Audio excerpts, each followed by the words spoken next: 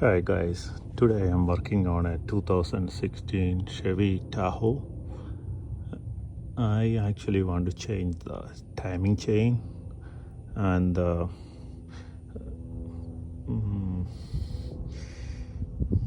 have to take out the oil pan and I have to remove the oil pump to take out the timing chain.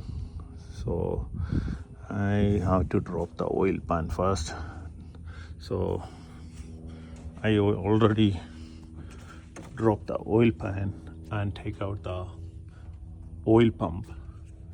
You can see it's just drop down and it will give you enough space to take out the oil pump. But the problem is you have to put the oil pump pan back, and you have to put some silicone on the oil pan to prevent leaking. So I had to go down and take out the oil pan. If you want to take out the oil pan, you have to drop down the steering motor, the power steering motor and the crossbar. I will go down and I will show you.